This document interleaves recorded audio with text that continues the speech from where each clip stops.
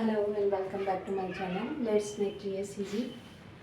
मेरा नाम है काजल उपाध्याय। आशा करती हूँ आप सभी अच्छे होंगे और अभी तक जो मैंने क्लासेस ली हैं, जो मैंने वीडियो अपलोड किए हैं, वो सभी आप लोगों ने पढ़ा होगा और सुना होगा और उनको सुनते रहिए। उसमें से कोई भी वीडियो स्किप नहीं करनी है। जिन्होंने स्टार्टिंग वाले वीडियोस नहीं देखे हैं, आपसे मैं अगेन बोल रही हूँ, वो बेसिक्स है उस चीज़ का। जब तक वो बेसिक्स नहीं करेंगे तो आपको पॉलिटी और हिस्ट्री समझने में प्रॉब्लम होगी। तो आप वो बेसिक वीडियो स्टार्टिंग से ज़रूर देख लें। अभी तक हमने जो किया वो हम रेगुलेशंस और चार्टर एक्ट कर चुके थे और हम चल रहे हैं कहाँ पर, इंडियन पॉलिटी में। इंडियन पॉलिटी में क्या कर रहे हैं हम, historical background of the Indian constitution. तो कौन कौन से लॉज हमारे कॉन्स्टिट्यूशन मेकिंग से पहले इंडिया में आए और किन किन लॉज में से हमारा कॉन्स्टिट्यूशन, कौन से ऐसे लॉज हैं जिन कॉन्सेप्ट्स को आज भी हमारा कॉन्स्टिट्यूशन फॉलो करता है। इसी मायने से जो हिस्टोरिकल बैकग्राउंड है वो क्या हो जाता है, इम्पॉर्टेंट हो जाता है। तो चलिए बिना टाइम वेस्ट किए चलते हैं अपने नेक्स्ट एक्ट पर। अभी तक हमने रेगुलेशंस पढ़े, चार्टर्स पढ़े, अब एक नया अध्याय हुआ। जैसे कि मैंने आपसे कहा था कि अभी तक जो रूल चल रहा था वो किसका चल रहा था, ईस्ट इंडिया कंपनी का। ईस्ट इंडिया कंपनी का रूल था अभी तक जो था। कब तक था ये, रेगुलेटिंग एक्ट में पहली बार कुछ लीगल बातें की गई थी, हालांकि उससे पहले से स्टार्ट हो गया था इनका। जब आपको बताया था कि कैसे ट्रीटी ऑफ इलाहाबाद के टाइम पे और बैटल ऑफ बक्सर में शाह आलम सेकंड ने सरेंडर कर दिया था, उसके बाद से कंपनी के हाथों में रूल आ गया था। तो ये ऑलमोस्ट 1857, ये ईयर आप सभी को याद होगा, ये ईयर आप सभी को याद होगा। इस ईयर में क्या हुआ था, एक महान और आज़ादी के लिए पहला विद्रोह हुआ था, एक फर्स्ट रिवोल्ट हुआ था जिसको बोला जाता है रिवोल्ट ऑफ 1857 या फिर 1857 की क्रांति। इस क्रांति के बारे में आप सभी जानते होंगे। ये पहला कदम था जो भारतीय द्वारा अंग्रेजों के खिलाफ या ईस्ट इंडिया कंपनी की जो पॉलिसीज थी उनके खिलाफ उठाया गया। और इसमें भारत के, खासतौर से उत्तरी भारत ने लगभग मिलजुल कर क्या किया, पार्टिसिपेट किया, भाग लिया। लेकिन कुछ कारण हुए कि हम इस जो विद्रोह था या ये जो हमारी क्रांति की पहली लड़ाई थी इसमें जीत नहीं पाए। ठीक है, तो अभी अगर बात की जाए कि 1857 में ऐसा क्या हुआ कि क्राउन ने कंपनी का रूल पूरी तरह से समाप्त करके और कमांड जो है पूरी तरह से किसके हाथ में ले ली है, अपने हाथ में। तो बात करते हैं 1857 तक की या 1858 की बिगनिंग तक की। उस टाइम तक किसका रोल था, कंपनी का। लेकिन अब कंपनी की जो पॉलिसीज थी वो इतनी मतलब खराब थी और लग रहा था क्राउन को कि जो जो कानून लाए जा रहे हैं कंपनी उसको पूरी तरह से इम्प्लीमेंट नहीं कर रही है।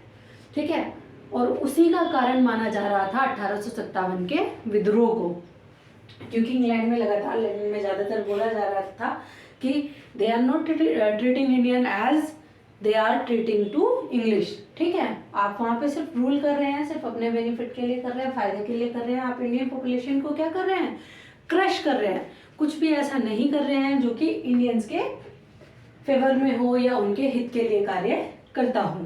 तो ऐसे सिचुएशन में एक बड़ा जो स्टेप था, लोगों ने परेशान होकर जो भारतीयों ने उठाया, वो था 1857 का विद्रोह। और इस विद्रोह से अंग्रेज जीत तो जरूर गए थे पॉलिसीज से अपनी, और कुछ हमारी भी कमियां रही, जैसे कि झांसी की रानी इसमें इन्वॉल्व थी, फैमिली मैटर्स वालों ने धोखा दे दिया, फैमिली वालों ने, किसी के देवर ने तो किसी के भाई ने, और ऐसा ही शुरू से होता रहा है हमारे यहाँ पे। अंग्रेजों ने इन्हीं चीज़ों का तो फायदा उठाया। और इस पॉलिसी का नाम भी आपको पता होगा, फूट डालो शासन करो की नीति। तो ये हो गया। अब ये क्या था कि झांसी की रानी जैसी कुछ रीजंस थे जो 1857 की क्रांति का विद्रोह हुआ, 1857 की क्रांति हुई। जैसे कि थोड़ा सा इसके बारे में मैं इन शॉर्ट बताऊंगी। इसके कुछ कारण थे। तो इसके जो कारण थे वो थे, क्या क्या कारण थे इन शॉर्ट में आपको बताती हूँ थोड़ा सा। पहला कारण था तात्कालीन कारण इसका, जो उसी टाइम का कारण था कि जो एलिफेंट नाम की तो इसके इमीडिएट जो फैक्टर थे, इसके जो तात्कालीन कारण था, सबसे पहला कारण देखो, इनकी जो पॉलिसीज़ थी वो परेशान तो लोगों को बहुत टाइम से कर रही थी, लेकिन इसका सबसे बड़ा जो रीज़न उभर कर सामने आया वो था एनीफील्ड नाम की राइफल्स होती थी। अभी मैं इसको डिटेल में हिस्ट्री में बताऊंगी, यहाँ पे थोड़ा सा शॉर्ट ही बताती हूँ। तो उनको उन पे जो कारतूस लगा रहता था ना, तो उसमें बोलते थे गाय और सूअर की चर्बी होती थी। तो क्योंकि ब्रिटिश आर्मी में इंडियंस भी थे, मतलब इंडियन से ही उन्होंने आर्मी बना रखी थी, तो उसमें हिंदू और मुस्लिम दोनों थे। तो गाय और सूअर की चर्बी लगा होना दोनों के धार्मिक या आप बोले रिलीजियस कारण के पॉइंट ऑफ व्यू से भी धार्मिक कारण भी माना जाएगा, इमीडिएट फैक्टर को भी।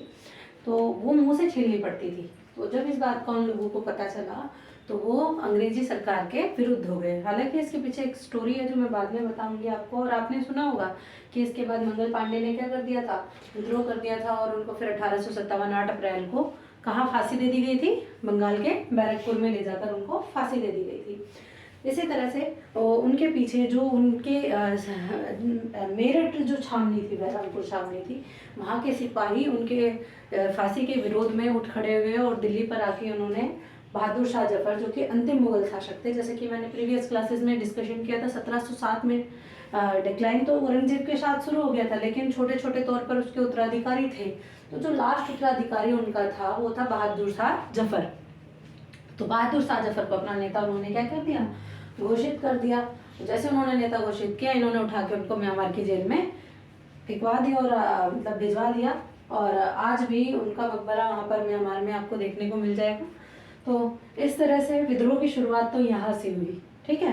तो मेरठ से दिल्ली, और धीरे धीरे इसकी चिंगारी बाकी जितने भी राज्य थे जो कि उनसे त्रस्त थे, खासतौर से उत्तरी भारत में, इनकी उत्तरी पश्चिमी भारत में इस चिंगारी ने आग पकड़ ली। तो अब बात करते हैं, बिहार से आरा सिंह थे, आरा से कुंवर सिंह थे बिहार से, और झांसी से रानी लक्ष्मीबाई। तो ये रानी लक्ष्मीबाई जैसे जो क्रांतिकारी थे, इनका खड़ा होने का क्या कारण था कि डलहौजी जो था, लॉर्ड डलहौजी, उसकी एक पॉलिसी आई थी, डॉक्ट्रिन ऑफ लैप्स। मतलब कि एक ऐसा राज्य है जिसका कोई बायोलॉजिकल उत्तराधिकारी नहीं होगा। मतलब अगर आपने अडॉप्टेड बच्चा है या कुछ भी है तो उसको एज अ क्या नहीं माना जाएगा, एज अ आपको उत्तराधिकारी नहीं माना जाएगा उसका। आपको जो थ्रोन है उसके लिए आप क्या हैं, वैलिड नहीं माने जाएंगे। कहने का मतलब है हिंदी में बोले तो राज्य की हड़प नीति थी उसकी, कि जिस राज्य का कोई उत्तराधिकारी नहीं होगा या बायोलॉजिकल उत्तराधिकारी, मतलब माँ के पेट से जन्म लेने वाला उसी राजा की संतान या उसी रानी की संतान, उसको किस राज्य में मिला लिया जाएगा, ब्रिटिश राज्य में, ब्रिटिश साम्राज्य में मिला लिया जाएगा। तो इस बात के अगेंस्ट थी। रानी लक्ष्मीबाई ने जो बच्चा था अपना, वो गोद लिया हुआ था, दत्तक पुत्र था, तो उसको अडॉप्टेड चाइल्ड था, उसको उन्होंने उत्तराधिकारी मानने से क्या कर दिया था, मना कर दिया था। तो इस वजह से और भी बहुत सारे ऐसे रीजंस थे, सोशल फैक्टर्स थे इसके, कि इन्होंने, हालांकि हम जिनको आज बुराई की, उस टाइम बुराई की नज़र से देख रहे थे, वो कुछ अच्छी चीज़ें भी थी जो इन्होंने इम्प्लीमेंट की थी। जैसे कि 1828 में जब ब्रह्म समाज की स्थापना हुई तो 1930 में सती प्रथा निषेध हो गई थी। हमारे कुछ जो लोग थे वो भी हमारे सामाजिक आंदोलनों के लिए, हमारे सामाजिकरण के लिए और हमारे सोशल रिफॉर्म के लिए लड़ रहे थे। तो उनकी इन बातों को मान के, जैसे सती प्रथा का खंडन करना, बहुर विवाह प्रथा पर रोक लगा देना, जातिगत भेदभाव उस समय पे नहीं था, ये किसी तरह का डिस्क्रिमिनेशन नहीं करते थे। तो जो हमारे यहाँ के सोशल लोग थे ना, खासतौर से अपर क्लास वाले, अपर कास्ट वाले, उनको ये बात पसंद नहीं आती थी कि हमारे साथ किसी को भी बिठा देते हैं। तो ये भी एक कारण बना। हालांकि ये कोई कारण बनना नहीं चाहिए था, लेकिन उस टाइम कास्ट डिस्क्रिमिनेशन इतना ज़्यादा था कि ये एक फैक्टर के रूप में उभरा। उसके बाद इकोनॉमिक फैक्टर, आर्थिक रीज़न, वो जो रीज़न थे आर्थिक, वो इसको आप अच्छे से फ्रेम कर सकते हैं आंसर में, अगर आता है मेंस में ये आगे, या किसी में ऐसे राइटिंग में या कहीं पे पूछा जाता है तो इसको आप अच्छे से लिख सकते हैं। जो अकेडमिकली पढ़ रहे हैं, ग्रेजुएशन मास्टर्स हिस्ट्री में कर रहे हैं, इसके 4-5 फैक्टर करके आप इसको social reason, economic reason, immediate reason और रिलीजियस रीज़न, ठीक है, इस तरह से आप इनको लिख सकते हैं। तो कहाँ पे थे हम, हाँ, तो इस तरह से सोशल फैक्टर्स जो थे। अब इकोनॉमिक फैक्टर्स पे थे हम लोग, हाँ। तो इकोनॉमिक फैक्टर्स जो थे वो ये थे कि जो हाथ करघे थे वो बंद कर दिए थे, और जो इंडस्ट्रीज थी अब धीरे धीरे क्या करने लगी थी, जगह लेने लगी थी। किस चीज़ की, जो हथकरघा थे, जो हस्तशिल्पी थे उनकी, तो बहुत सारी ऐसी चीज़ें थी जो इन्होंने शुरुआत कर दी थी। और इकोनॉमिक, जैसे लगान माफ़ ना करना, और मतलब सिर्फ अपने बेनिफिट के लिए काम करना, जो कि ये करते ही आ रहे थे, वही सेम पॉलिसी इनकी चलती रही। तो इन सब कारणों से एक बड़ा विद्रोह हुआ। जिस कारण से विद्रोह हुआ, हालांकि विद्रोह फेल हो गया, उसके फेलर के भी बहुत कारण थे। एक मैंने एग्जांपल दिया ही आपको कि किस तरह से घर का वेदी लंका ढाए, किस तरह से वो आपसी लोग क्या हैं, आपस में मिल गए थे हमारे वाले ही, और विद्रोह को क्या कर दिया, बुरी तरह से कुचलवा दिया गया। दूसरा कारण था, हमारे पास उतनी तकनीक नहीं थी जितनी तकनीक उनके पास में थी। उनके पास बंदूक वगैरह थी, तो भाले वाला जब तक वहाँ भाला लेके मारने जाएगा, या तलवार वाला जब तक मारने जाएगा, वो तो उतनी दूर से शूट कर देगा। तो लैक ऑफ टेक्नोलॉजी, तो बहुत सारी चीज़ें ऐसी थी जिसकी वजह से ये जो रिवोल्ट था ये फेल हुआ। लेकिन अब ईस्ट इंडिया कंपनी के जो शासन की बात थी, ये क्राउन, पहले क्राउन इंटरफेयर कर रहा था, डायरेक्ट रूल नहीं किया था, सिर्फ कमांड देता था इंग्लैंड से, लंदन से, कि आपको इस तरह से रूल करना है और इस तरह से। अब जब क्राउन को ये बात खट गई कि अब जल्दी ही हमें यहाँ से भागना पड़ सकता है अगर दोबारा इस तरह का कोई विद्रोह होता है तो। और एक और बात बता दूं, यही वो विद्रोह था जहाँ हमारे यहाँ एकता देखी गई। हिंदू मुस्लिम इतनी एकता के साथ लड़े थे, ये बात अंग्रेजों को खटकने लगी थी, और तभी से उन्होंने एक पॉलिसी अपना ली थी, फूट डालो और राज करो, डिवाइड एंड रूल की पॉलिसी अपनाई थी। और नतीजा आपने देखा 1947 में आज़ादी मिली तो किस हालात में मिली, ठीक है। और अभी जैसे तैसे शांति हुई थी, फिर से दोबारा वही, ऐसा लग रहा है कि आपस में लोग मिलजुल के रहना ही नहीं चाहते हैं। तो चलिए कोई बात नहीं, वो एक ज़्यादा नहीं खींचेंगे इस बारे में। तो इन जो पॉइंट्स ये बने कि विद्रोह के क्या क्या कारण बने, कुचल तो दिया, अब इसकी रिपोर्ट भी वहाँ सबमिट हुई, हजारों जो सेनानी थे वो मारे गए, ठीक है। अब क्राउन ने डिसाइड किया कि कंपनी को क्या कर दो, पूरी तरह से एबॉलिश कर दो। तो abolition of east India company rule. अब जो पावर्स थी ईस्ट इंडिया कंपनी की, वो किसको ट्रांसफर कर दी गई, क्राउन को, कि अब क्राउन डायरेक्ट रूल अपने हाथ में लेता है। और उसकी शुरुआत कहाँ से होती है, गवर्नमेंट ऑफ इंडिया एक्ट 1858, 1858, यहीं से स्टार्ट होता है आपका, यानी 1857 से ठीक एक साल बाद में द क्राउन रूल 1858। और ये कब तक चला आपका, लगभग 90 साल, ठीक है, 89-90 साल। तो द क्राउन रूल, यहाँ से ईस्ट इंडिया कंपनी ने अपनी जो सारी जो पावर्स थी वो किसको ट्रांसफ़र करनी पड़ी, क्राउन को ट्रांसफ़र करनी पड़ी। अब क्राउन ने रूल अपने हाथ में ले लिया और कोशिश की कि उन चीज़ों को नज़र में रखा जाए जो जो कारण बनी किसका, विद्रोह का। हालांकि उनकी कुछ पॉलिसीज़ और भी ज़्यादा गलत आई आगे जाके, तो उसके बारे में अभी डिस्कशन करेंगे। लेकिन ये विद्रोह एक ऐसा सबक था, इसके पहले भी इसके बाद भी भील, संताल, कोली, बहुत विद्रोह हुए हैं जो हिस्ट्री में पढ़ेंगे। ये एक विद्रोह ऐसा विद्रोह था जो उनके लिए सबक के तौर पे उन्होंने उनके मन में डर पैदा किया, और उन्होंने कुछ ऐसी नीति अपनाई कि दोबारा से इंडियन उनके अगेंस्ट खड़े ना हो सके। लेकिन फिर भी उनकी नीतियाँ काम नहीं कर पाई, और बहुत सारे बुद्धिजीवी हमारे यहाँ पे जन्म लेते रहे, पढ़ते लिखते रहे, क्योंकि अब तक हम उनकी भाषा भी सीख चुके थे और वो हमें सिखा भी चुके थे। जो उन्होंने अपने बेनिफिट के लिए कि एज ए एम्प्लॉय हम उनका काम करेंगे, हमें अपनी भाषा सिखाई थी, अपने कल्चर के बारे में बताया था।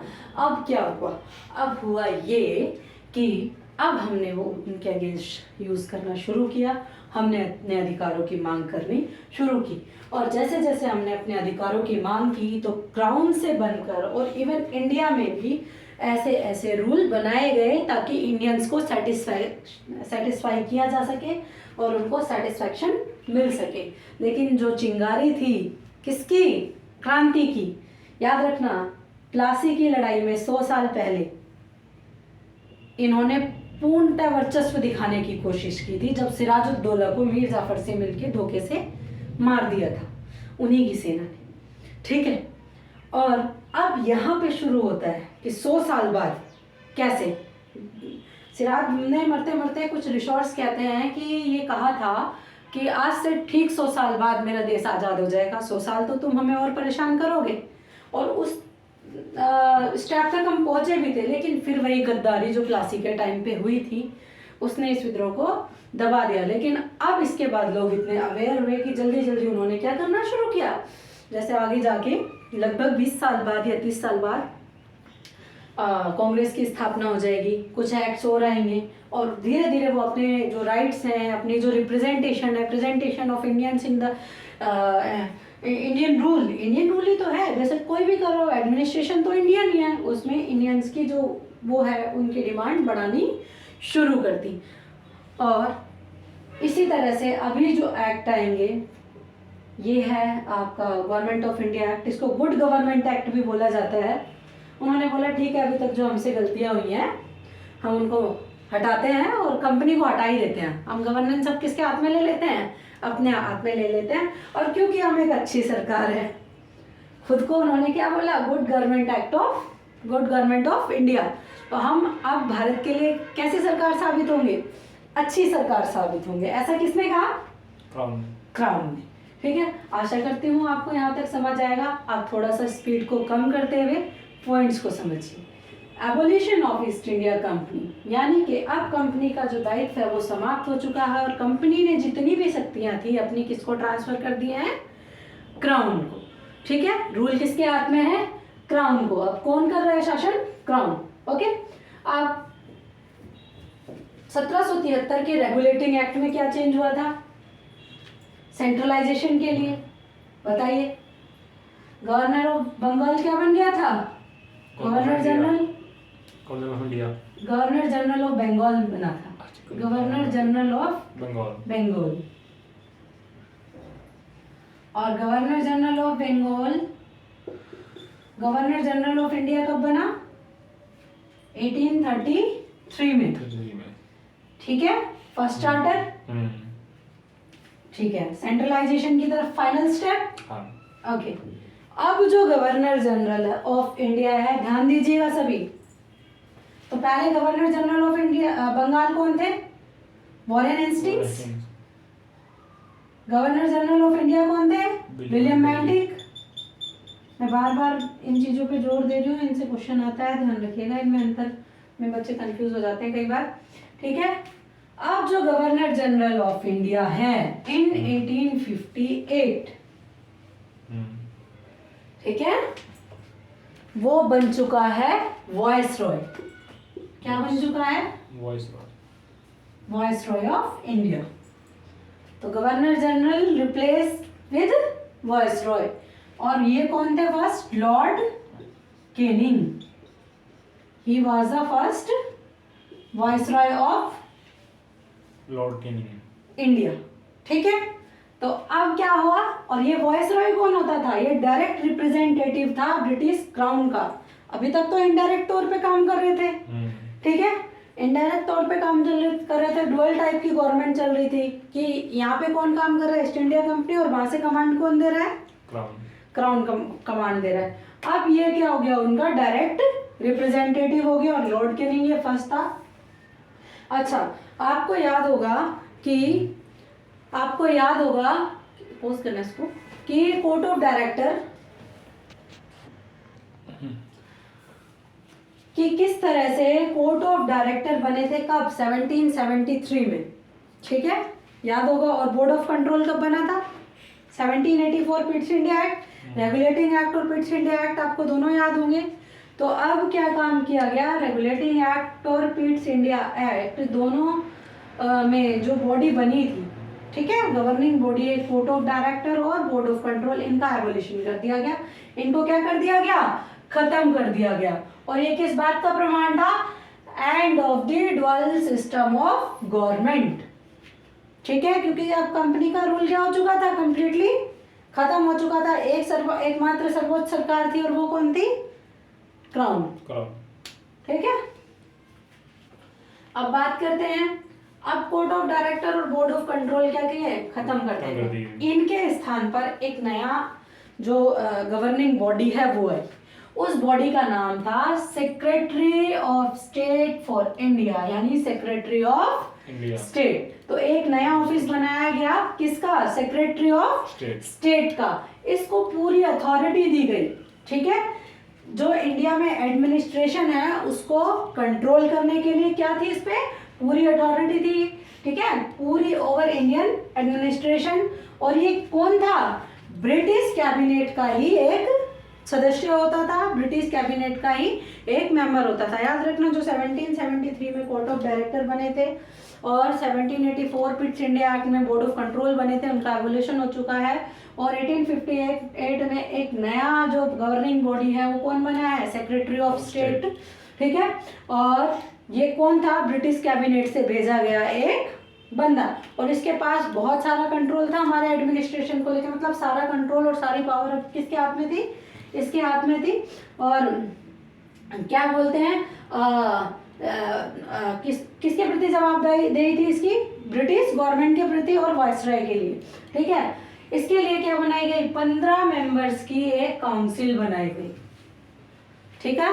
15 मेंबर की क्या बनाई गई, एक काउंसिल बनाई गई, जिसको कौन असिस्ट कर, ये किसको असिस्ट करने के लिए बनाई गई थी, सेक्रेटरी ऑफ स्टेट को, ठीक है। और जो सेक्रेटरी ऑफ स्टेट है वही होता था इस काउंसिल का अध्यक्ष। इसका हेड कौन होता था, चेयरपर्सन कौन होता था,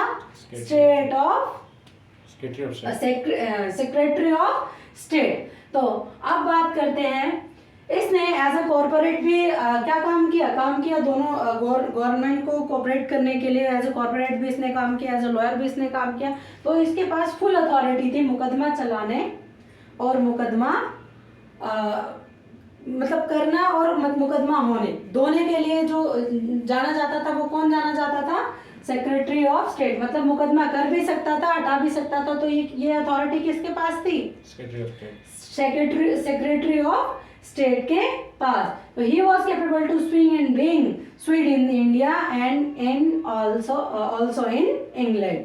तो इस तरह से ये जो रूल 1858 में स्टार्ट हुआ, क्राउन रूल, ये बिल्कुल एक नई पहल के तौर पे शुरू हुआ, जिसमें बहुत सारे सुधार कार्य किए गए, बहुत बदलाव, और एक बड़े स्तर पर बदलाव के तौर पे सभी पदों को क्या किया गया, बदला गया। नई गवर्निंग बॉडीज बनाई गई जो किसके प्रति जवाबदेही थी, जिनकी किसके लिए रिस्पॉन्सिबल थे, वो क्राउन के लिए, यानी कि इंडियन गवर्नमेंट, ब्रिटिश गवर्नमेंट के लिए। और एक नया कॉन्सेप्ट आया, इंडियन गवर्नमेंट। क्राउन किस पे रूल कर रहा है, जैसे मान लो ब्रिटेन है, ब्रिटेन में काफ़ी सारी कंट्रीज हैं, ठीक है। तो क्राउन का रूल है ऑलमोस्ट सब पे, ऐसे ही उसमें से एक पार्ट मान लिया इंडिया को भी। तो अब ये क्या है, इंडियन रूल ही है, इंडियन गवर्नमेंट है, इंडिया रूल कर रहा है। इंडियन गवर्नमेंट तो इंडियन ही है, मतलब लोग विदेशी हो जाए पर गवर्नमेंट तो इंडियन ही है ना, क्योंकि इंडियन रूल चल रहा है। तो वो किसके अंडर वर्क कर रहा था, क्राउन ही कर रहा था डायरेक्टली, ब्रिटिश कैबिनेट का बंदा होता था, ठीक है। कौन, ये सेक्रेटरी ऑफ स्टेट, ठीक है। तो इस तरह से ये कुछ महत्वपूर्ण बदलाव याद रखना। पहला इसमें इंपॉर्टेंट है कि evolution of east India company, दूसरा मेकिंग ऑफ वायसराय, तीसरा making of secretary for state, ठीक है। सेक्रेटरी फॉर स्टेट का काम क्या था, मुकदमा चलाना, मुकदमा दायर करना, वापस लेना, और क्या कहते हैं, इंडिया को रिप्रेजेंट करना, और कंट्रोल जितना भी था एडमिनिस्ट्रेशन पे वो किसका था, सेक्रेटरी ऑफ स्टेट। और जो गवर्नमेंट पे कंट्रोल था वो किसका कंट्रोल था, वायसराय का कंट्रोल था। वायसराय किसका रिप्रेजेंटेटिव था, क्राउन का रिप्रेजेंटेटिव था। और एक काउंसिल बनाई गई जिसमें कितने मेंबर थे, सेक्रेटरी ऑफ स्टेट के 15 मेंबर होते थे, ठीक है। तो इस तरह से इस एक्ट को क्या करते हैं, समाप्त करते हैं। इसके बाद में काउंसिल्स एक्ट आएंगे, जो 3 एक्ट में लगातार कराऊंगी, तो हो सकता है क्लास थोड़ी सी बड़ी हो जाए। चलिए, आशा करती हूँ आप सभी को क्लास पसंद आई हो। धन्यवाद। और कोई भी डाउट हो तो नीचे कमेंट बॉक्स में लिखकर आप मुझसे डाउट पूछ सकते हैं, या जो स्टूडेंट मुझसे personally through phone number connected है वो मुझसे ऑन कॉल ऑन व्हाट्सएप भी कोई डाउट हो तो उसको क्लियर कर सकते हैं। और वीडियो लास्ट तक देखा कीजिए, तभी चीज़ें क्लियर होंगी। और शुरू के, जो फिर से मैं रिपीट कर रही हूँ, शुरू का जो आप लोगों का छूटा है, जो नए बच्चे ऐड हुए हैं, ठीक है, वो उन वीडियोस को ज़रूर देखें ताकि आपको समझ आए कि कहाँ से शुरुआत होती है हमारी पॉलिटी की और हमारी हिस्ट्री की। हमारे यहाँ जो आज एट प्रेजेंट जो चेंजेस है उसका ओरिजिन कहाँ से हुआ है, कहाँ से शुरुआत हुई है, ठीक है। तो आशा करती हूँ आपको क्लास पसंद आई हो। धन्यवाद।